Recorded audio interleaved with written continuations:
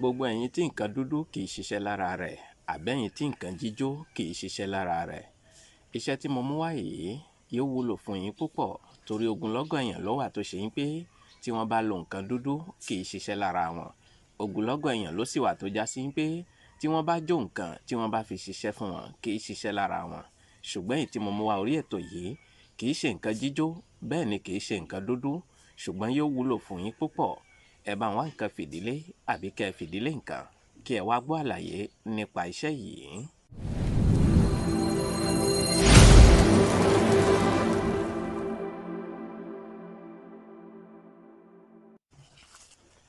Síwájú náà orúkọ mi ò tí ì yí padà, Muhammadu Akówódé Babakorede tí gbogbo èèyàn ń pè ní ohun ìfẹsọ̀mídà, ọmọ oníjà kòmànáyín náà rèé lórí ètò.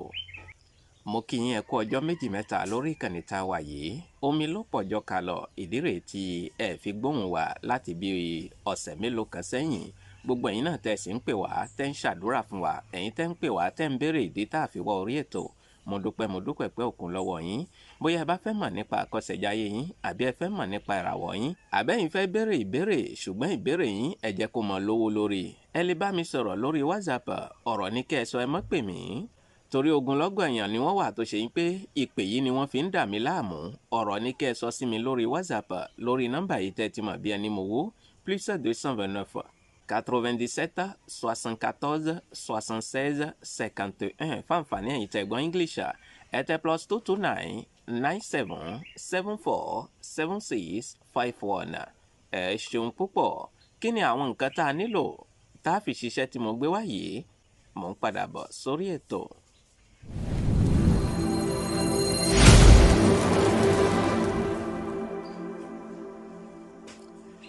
Àkọ́kọ́ náà iṣẹ́ tí mo gbé wá orí ètò yìí, ìfẹ́ràn ni wọ́n ń pè é. Tẹ́ bá sì pè ní ẹ̀yọ́nú kò bá nǹkan jẹ́ ṣùgbọ́n ìfẹ́ràn ni torí ogunlọ́gọ̀ èèyàn ni wọ́n wà tó ṣe ń pé ìkórìíra wà lára wọn. Kò síbi tí wọ́n bá dé báyìí wọn yìí gba tiwọn. Kò síbi tán bá sọ̀rọ̀ báyìí wọ́n máa ń yín mú sí wọn ni. Ìkórìíra ní bẹ lára rẹ̀. Tó bá wá fẹ́ kí àwọn èèyàn kí wọ́n máa fẹ́ràn rẹ̀, àwọn èèyàn kí wọ́n máa nífẹ̀ẹ́ rẹ̀, gbìyànjú kó ṣiṣẹ́ tí mo gbé wá orí ètò yìí. Iṣẹ́ yìí kò lánílò oògùn rárá torí a nílò nǹkan púpọ̀ lórí iṣẹ́ yìí. Nǹkan mẹ́ta péré náà la fi ṣiṣẹ́ tí mo mú wá orí ètò yìí. Nǹkan àkọ́kọ́ òun lẹ̀ ń wò lọ́wọ́ mi yìí. Nǹkan àkọ́kọ́ lẹ̀ ń wò lọ́wọ́ mi yìí. Báwo ni wọ́n máa ń pe ewé yìí gbà? Ewé yìí ni wọ́n ń pè ní ewé bomubomu. Ewé bomubomu ni wọ́n ń pe ewé tí à ń wò lọ́wọ́ mi yìí. Ẹ rí, ẹ bá mi wá ewé yìí mẹ́ta èyí tó fẹ̀ dáadáa. Ẹ bá ń wá ewé yìí mẹ́ta, ẹyọ mẹ́ta, ẹ rí pé méjì ló wà lọ́wọ́ mi. Ìkẹta ń bẹ nísàlẹ̀ ń bí yìí. Ẹyọ mẹ́ta péré náà lẹ fẹ́ wá. Tẹ́ ẹ bá ti wá ẹyọ mẹ́ta, lẹ́yìn náà kí lẹ tó fẹ́ wá? Ẹ wá orógbó ẹyọ kan. Ẹ rí orógbó lẹ̀ ń wò lọ́wọ́ mi yìí. Àhówé kọ́ làwọn ègún máa ń pè nílùú Àjàṣẹ́ àbí níbẹ̀ nẹ̀ níbí. Orógbó, ẹ wá orógbó ẹyọ kan. Ó yé yín nísìnyí, ó jẹ́ nǹkan méjì. Nǹkan ẹlẹ́ẹ̀kẹta ńkọ́? Mò ń bọ̀ kí n dá tọ́mì díẹ̀ náà. Ẹ mọ̀ bá mi bọ̀ pẹ̀lẹ́pẹ̀lẹ́ lórí ètò. Mo kí yín káàbọ̀ padà sórí ètò. Nǹkan ẹlẹ́ẹ̀kẹta tí ẹ fẹ́ wá òun náà ni ọṣẹ Ghana. Ọṣẹ Ghana lẹ̀ ń wò lọ́wọ́ mi yìí. Ẹ rí i pé ó yàtọ̀ sí ọṣẹ dúdú. Gbogbo ẹ̀yin tó ṣe ń pé wọ́n ní kẹ́ ẹ má lo nǹkan dúdú tó sì yẹ kẹ́ ẹ lo ọṣẹ. Ẹ mọ̀ èyí tẹ́ fi lo ọṣẹ dúdú yìí, ọṣẹ Ghana ní kẹ́ ẹ lò. Torí ọṣẹ Ghana funfun lòún wà, òun lẹ̀ ń wò lọ́wọ́ mi yìí. Ẹ wá ọṣẹ Ghana. Lẹ́yìn ọṣẹ Ghana yìí ńkọ́, báwo la fẹ́ wá ṣe àwọn nǹkan mẹ́tẹ̀ẹ̀ta yìí? Ẹ tẹ̀lé mi ká lọ nídìí odó torí odó ló kàn báyìí. Á lọ gún àwọn kinní yìí nínú odó ni. Ó yá ẹ tẹ̀lé mi ká lọ nídìí odó.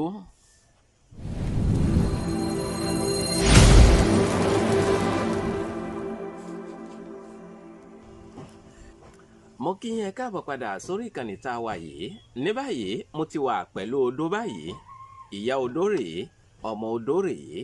Nǹkan àkọ́kọ́ tá a kọ́kọ́ gbé sínú odó yìí òun ni ewé bomubomu ẹyọ mẹ́ta. Ewé bomubomu ẹyọ mẹ́ta òun la kọ́kọ́ gbé sínú odó yìí. Ẹ ń wò bí mo ṣe ń ṣe. Mo kí èèyàn mi tẹ́ wà ní Paris lọ́hùn-ún. Ẹ kú bójú ọjọ́ ṣe rí ń bẹ̀. Ẹ kú fàájì lẹ́yìn tí a gbé ewé ẹyọ mẹ́ta yìí sínú odó yìí. Nǹkan kan tó kàn òun náà ni orógbó. Orógbó ẹyọ kan kò fẹ́ jù bẹ́ẹ̀ náà lọ ẹyọ kan náà lẹ́gbẹ̀ẹ́ sínú odó yìí. Lẹ́yìn tẹ́ ti gbé orógbó yìí sínú rẹ̀, méjèèjì yìí òun lákọ̀ọ́kọ́ gún náà. Mo rò yín pé ẹ̀ ń rí bí mo ṣe ń gún báyìí. Méjèèjì yìí á gún yóò kúnná dáadáa. Mo kí èèyàn mi tẹ́ wà ní Beirut lọ́hùn-ún, ẹ kú bójú ọjọ́ ṣe rí ń bẹ̀. Èèyàn mi tẹ́ wà ní gbòòrò ìlú Àjàṣẹ́, mo kí yín o. Iṣẹ́ ìyọnu leléyìí, gbogbo ìwọ tí wọ́n bá kórìíra rẹ̀ tó sì já sí pé wọ́n ní kó mọ́ lò nǹkan dúdú, wọ́n ní kó mọ́ lò nǹkan jíjó, iṣẹ́ yìí ó wúlò fún ẹ púpọ̀, gbìyànjú kó o ṣe é. Kò fẹ́ ná ẹ ní nǹkan púpọ̀ o. Yọ kò fẹ́, má jẹ́ ogun ẹ lọ́wọ́. Mo ti gún, ó ti fẹ́ kúná. Lẹ́yìn tó bá kúná nísìn, ìgbésẹ̀ kan ló wá kàn. Mo kí èèyàn mi tẹ́ wà nílùú Pèdèpọ̀ lọ́hùn-ún, ìyẹn ìlú abínibí mi. Ẹ bá ń kí ìyá tó bí mi lọ́mọ níbẹ̀, ẹ bá ń kí bàbá tó bí mi lọ́mọ níbẹ̀. Ẹ bá ń kí bàbá mi Alhaji Ibrahim Jẹ́gẹ́dẹ́, àwọn bàbá wa nù, àwọn mọ orúkọ téwé ń jẹ́, wọ́n mọ orúkọ tégbò ń jẹ́. Bẹ́ẹ̀ bá ti ń jà yóò mọ̀ jẹ́ yín, bẹ́ẹ̀ bá ti ń wà yóò mọ̀ jẹ́ yín. Ẹ bá ń kí bàbá mi Jàdà ìbílẹ̀ ọmọ pẹ́ lọ́dọ̀ yín níbẹ̀. Mo kí èèyàn mi tẹ́ wà ní Onígbòlò lọ́hùn-ún, ilé ìyá mi nù. Ẹ bá ń kí wọn títí lọ ìlú Kétu lọ́hùn-ún. Báyìí ẹ̀yin náà rí pé mo ti gún tán, ó ti kúnná báyìí. Kí ló wá kàn nísìnyí? Ohun tó kàn nísìnyí òun náà ni ká gbé ọṣẹ sínú rẹ̀. Ẹ mọ bá mi bọ̀ pẹ̀lẹ́pẹ̀lẹ́ lórí ètò.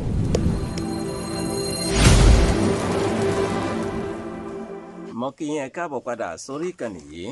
Àní ohun tó kàn báyìí òun náà ni ọṣẹ Ghana, ìyẹn ọṣẹ funfun.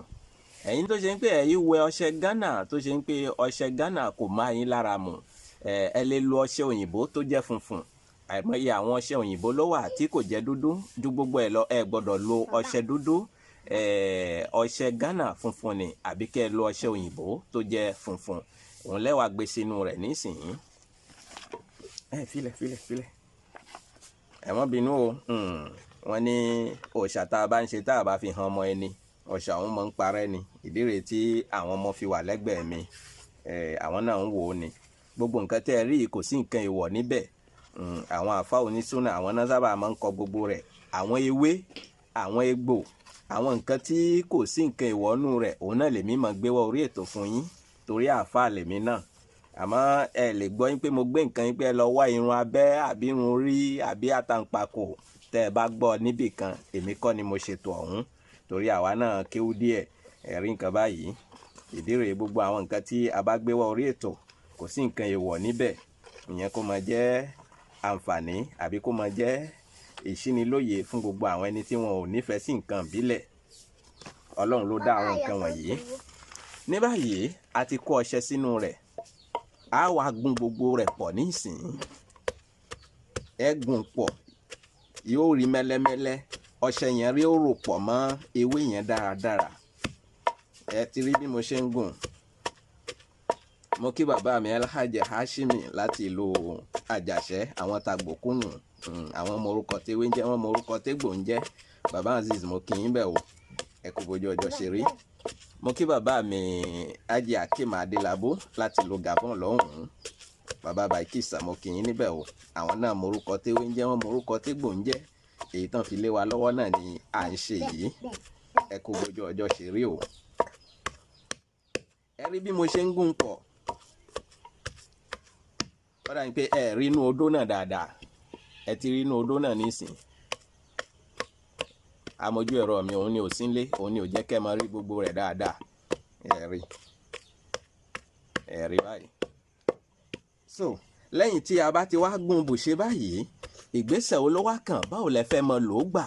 Ìyẹn gangan ló ṣe kókó. Ẹ mọ bá mi bọ̀ pẹ̀lẹ́pẹ̀lẹ́ kẹ́ ẹ wá mọ bẹ́ẹ̀ ṣe lò ó gbà lórí ètò. Ìgbésẹ̀ tó wá kàn báyìí òun náà ni pé a wá ike funfun. Ike funfun lẹ́ ń wò lọ́wọ́ mi yìí. Inú rẹ̀ la fẹ́ kó ọṣẹ yìí sí. Ẹ náà ti rí ọṣẹ náà. Ẹ rí, ẹ kó sínú ike funfun yìí.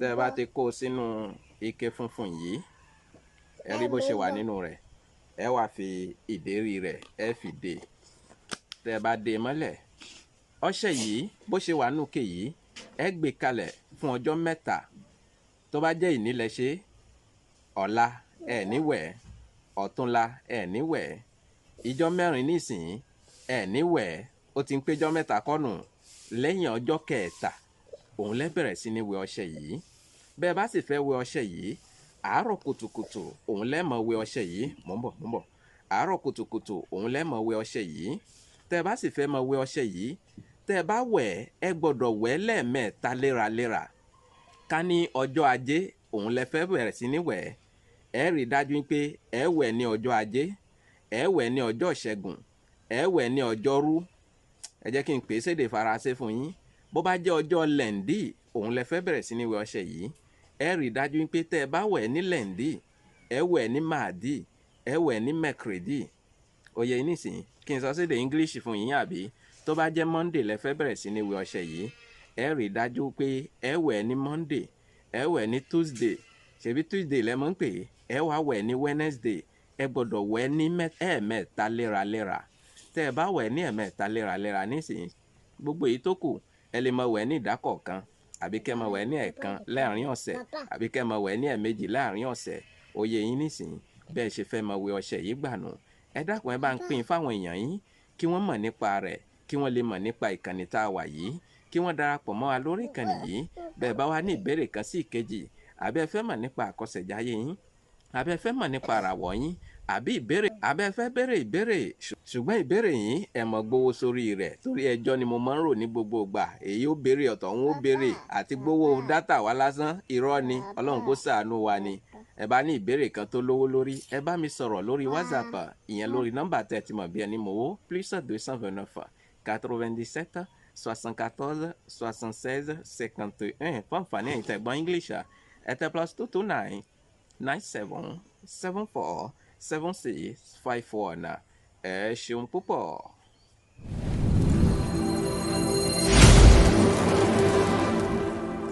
ẹ̀yà àgbẹ̀ mi ṣetán rèlú ìdáró bẹ́ẹ̀ lẹ́yà àlùkò mi ṣetán rèlú ìkọsùn lékèlékè mi ṣetán rèlú ìkẹfùn mímọ̀ fẹlẹ́ ìṣèlọ lọ́jọ́ tèmi mi ò nílò lọ ẹja tó lọ tí ò dé sàlẹ̀ omi bẹ́ẹ̀ ni mi ò nílò lọ kọ̀ǹkọ̀ tó lọ tí ò dé sàlẹ̀ odò èmi ní mọ̀ wá ẹ̀yin ní mọ̀ bá ọ̀bẹ níbẹ̀ ṣọ àtẹlẹsẹ̀ á sì bẹ̀nà wò ẹni tó bá ní mọ́bọ̀ òun ní débà o Muhammadu Akowode Bakorede tí gbogbo èèyàn pè ní ohun ìfẹsọ̀mídà sẹ́ríkẹ́ ọlọ́pọ̀lọ́ nọ́mbà 1 máyégún gbogbo sọ̀rọ̀sọ̀rọ̀ mo ń dágbére lórí ètò kì í ṣe tekú kì í ṣe tarùn ìpàdé mi àti ó tó dín ní kòpẹ́kòpẹ́ lórí àkọ́tún ètò títí ìgbà tá a tó máa pàdé mi ò fi yín sínú ìbànújẹ́ o mi ò ní dé bá yín nínú ìbànújẹ́ ó dàbọ̀.